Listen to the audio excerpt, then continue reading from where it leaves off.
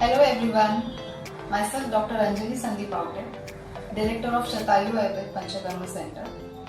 Today we'll be talking about a very common gynec problem, that is PCOD, Polycystic Ovarian Disease. Basically, PCOD is a very common lifestyle disorder in young girls, and in this, ovaries produce immature follicle which does not release egg, which leads to an anovulatory cycle. So now let's move on to our next segment, that how you will understand that you are suffering with PCOD. First of all, there will be delayed menses or irregular menses. Delayed menses means you will have menses or you will have periods after 2 months or say 4 months, or maybe it can extend to 6 to 8 months also. Irregular menses means you will bleed every after 15 days. Second, there will be unexplained weight gain, which is due to insulin resistance in your body.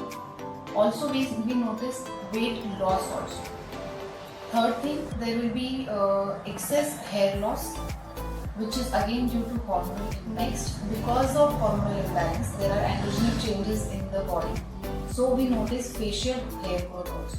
Next, very important symptom which you can miss very easily is Acantha's nigricans. In this, there is tanning of the skin, mostly on neck and armpit areas. Last but not the least, what we have noticed in our practice is that not each and every PCOD patient, but many patients are suffering with pimples on their face and their upper back, which are painful, which are big in size, and because of hormonal imbalance, the skin on the face also becomes thickened. So PCOD is a state in which woman has anovulatory cycle, which may lead to infertility in future. So friends, let's move on to the treatment part.